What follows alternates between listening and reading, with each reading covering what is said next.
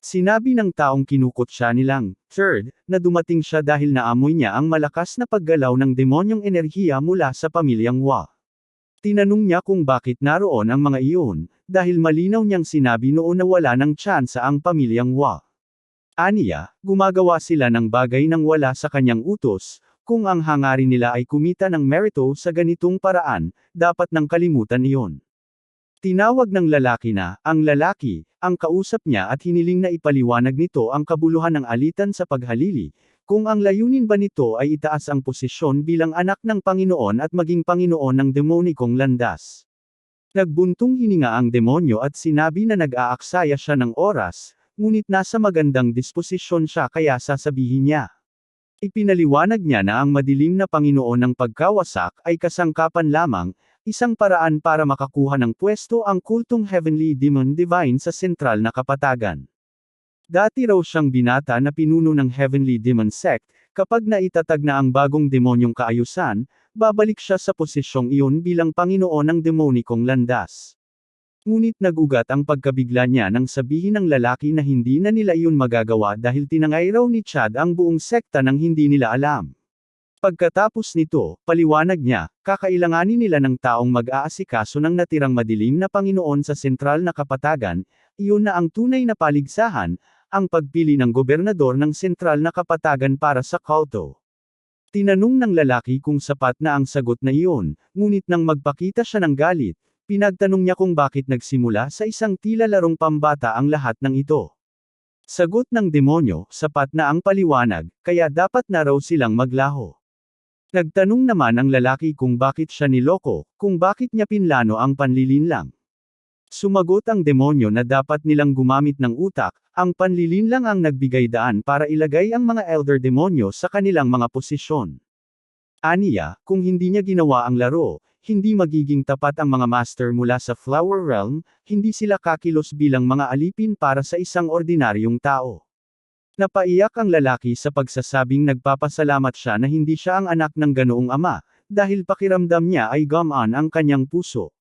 Sinabi rin niya na nang tanungin niya noon kung saan dadalhin ng anak ng Panginoon ang lahat ng hukbo, sinabi raw ng anak na pumunta siya rito upang maghayganti para sa kanyang ama. Natawa ang demonyo at sinabi na kung ganoon, mawawala na raw ang lahat ng ari-arian ng pamilyang W ng Shani. Hindi niya maunawaan kung bakit sumasang-ayon ang dalawang flower stage na demonyo sa plano. Sumagot ang mga iyon na nadismaya sila, sa loob ng dekada, tapat silang nagsilbi sa Panginoon ngunit itinapon na lang kapag hindi na kailangan. Aniya, niloloko sila at pinaglalaroan ang kanilang damdamin, hindi nila kayang sundan ang isang taong walang habag.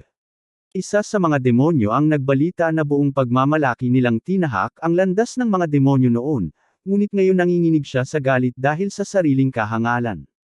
Narinig iyon ng demonyo at napunan niyang tila napuputol ang pag-iisip ng kanyang mga nasasakupan, ang mga ideal at pag-asa nila ay nagbago. Inamin niyang hinanggad niya ang kapangyarihan ng pumasok sa demonikong landas, kaya nakakainis na marinig silang nagsasalita tungkol sa katwiran. Nakita niyang wala ng pag-asa, akala niya magagamit pa ang mga ito ng mas matagal, subalit wala na raw ibang paraan. Sa paglabas ng malakas na layunin na pumatay, sinabi niyang wala na siyang ibang pagpipilian kundi patayin silang lahat ng sabay-sabay. Ipinahayag niya na bago magtapos ang araw, aalisin sa mundo ang pamilyang W. Ang presensya ng pagnanais na pumatay ay napakalakas na para bang nilulunok nito ang sinumang nakatayo sa harap niya. Mabigat ang presyon, ngunit sinabihan ng mga master ang kanilang mga nasasakupan na manindagan ng may pagtitimpi, kahit na handa sila, wala silang magagawa laban sa Panginoon, gayunpaman, hindi nila dapat kalimutan ang kanilang layunin. Nagkaroon ng flashback kung saan ibinahagi ng anak ng Panginoon sa kanyang mga master na natalo siya sa laban para sa paghalili at hindi rin siya tunay na dugo ng Panginoon. Kaya hindi raw nila kailangan magpakitang galang sa kanya. Pinagbantaan ng mga master na huwag siyang panghinaan ng loob, kahit na nabigo siya sa paghalili, hindi nagbabago ang kanilang ugnayang guro at estudyante. Kaya tinanong niya kung sasanduan pa rin nila siya kahit lalabanan niya ang Panginoon. Sinabi ng mga ito na kahit imposibleng maabot ng isang tulad niya ang Panginoon, hindi sila mananatiling nakatigang matapos nilang masaksihan ang pagkamatay ng kanyang ama. Kahit makapagdulot lamang ito ng maliit na gulo sa matagal ng hangarin ng Panginoon, handa silang isugol ang lahat para hadlangan siya. Sinang-ayunan nila na kung iyon ang kanyang kagustuhan, susundan nila siya kahit sa kamatayan. Pagbalik sa kasalukuyan, natuwa ang anak na may mga taong nagtitiwala at sumusunod sa kanya. Alam niyang sisimulan nila ang pakikibaka na halos walang pag-asang manalo, kaya nagyayakap siya sa kanilang pagpili na sumunod sa kanya sa kabila ng panganib. Yari na raw siyang isang tunay na lalaki at mas pipiliin niyang mamatay kaysa mabuhay sa ilalim ng huwad na dugong pinangalanan ng Panginoon. Kaya iniutos niya sa kanila na maging mga hanggal na kagaya niya at sabay-sabay na umatake. Sa kabilang panig, natanggap ng kanyang grupo ang balita na nagsimula na ang gusot sa loob ng pamilyang W. Inisip ni Okan na kung totoo nga, perpektong pagkakataon ito para kumilos. Napangiti siya at nagbiro na maganda raw na mag-away ang mga demonyong sinisiraan nila, na wala na ang kanyang pagsasaalang-alang ng hawakan ang kanyang espada. Sinabi niyang sa gitna ng gulo, makikita niya ang puwang para tapusin ang demonyong unang sumalakay sa Mount Hua at Jiangnan. Lumapit siya sa mensahero at tinanong ng may malamig na titig kung naruroon ba ito nung pagsalakay sa Mount Hua. Nagsawa naman si Okyang sa ugali ng kanyang kapatid at hinampas siya sa pisngi. Sinabi niya na kung papatayin ng kapatid ang isang taong hindi kakayanin ng 4 na Fire Realm Master sa isang tagong atake, ito ay isang stupido at mapanganib na plano, dahil sa oras na makarating sila, naubos na raw ng pervert ang buong pamilyang W. Tinanong ng babae kung ano ang dapat nilang gawin, dahil nawala niya ito mismo sa harap ng kanyang mga mata. Kinailan niya sa kwelyo ang kasama at muling nagtanong tungkol sa kanyang paghihiganti, kung sinasabi ba nitong wala siyang karapatan maghiganti dahil lamang mas mahina siya kaysa rito. Narinig iyon ni Yang at mariin niyang sinabi na tumingin siya sa kanyang mga paa. Pagyuko ng babae, nakita niya ang sirang espada ng matandang lalaki. Ipinaliwanag ni Yang na sila lamang ang maaring mag-alaga ng mga iniwang bagay ng matanda. Kung mamamatay sila, wala nang magpapatuloy sa kanyang kalooban. Kaya ang dapat nilang gawin ngayon ay hindi paghihiganti, kundi ang mabuhay hanggang sa huli upang hindi masayang ang kanyang sakripisyo at upang may parangal ang kanyang huling hangarin. Nahirapan ang babae na pigilan ang kanyang mga luha matapos marinig iyon. Paglingon sa disipulo ng matanda, nawalan ito ng masabi. Kaya tinanong niya ang humahagulgol na alagad kung sasama ba ito sa kanya. Humingi ng tawad ang babae sa matanda at nangakong kapag natapos ang digmaan ay bibigyan niya ito ng maayos na libing upang maalala ng lahat mula sa Mount Huazhong'an. Samantala, sa kabilang panig ng kwento, winasak na ang buong pamilya Hua. Malamig na sinabi ng demonyo na kahit nagsama-sama ang lahat para umatake, iyon lamang ang kanilang nakayanan. Hinawakan niya ang lalaki sa leeg at tinanong kung hindi pa ba nito nauunawaan ang paulit-ulit niyang babala, na ni isang patak ng dugo ay hindi nila kayang ipalabas mula sa kanya.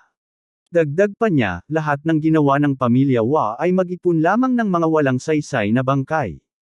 Kung hindi sana sila kumilos, mas napahaba pa sana ang kanilang buhay. Ngunit napansin niyang kakaiba ang ngiti ng lalaki, isang baliw na tawa ang lumabas dito. Sinabi nitong gamitin niya ang kanyang dakilang kakayahan para tuklasin ang katotohanan. Ginamit ng demonyo ang kanyang kapangyarihan at nadiskobring na wala na sa kanyang saklaw ng enerhiya ang mga tao mula sa Mount Hua. Galit niyang tinanong ang lalaki kung talagang isinakripisyo nito ang lahat ng buhay na iyon upang makatakas ang kalaban. Ngunit kahit sa huling hininga, mariing sinabi ng lalaki na ang kanyang tunay na kaaway ay nasa harap mismo niya.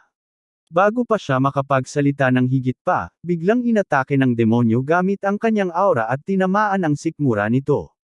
Tinawag niyang hanggal ang lalaki dahil inisip nitong makakapanakit ng ganoong paraan, ngunit pinuri rin niya ito, dahil kahit papaano, hindi ito basta hanggal. Aniya, mas mabuti sana kung ipinakita nito ang tapang na iyon sa harap ng Mount Hua.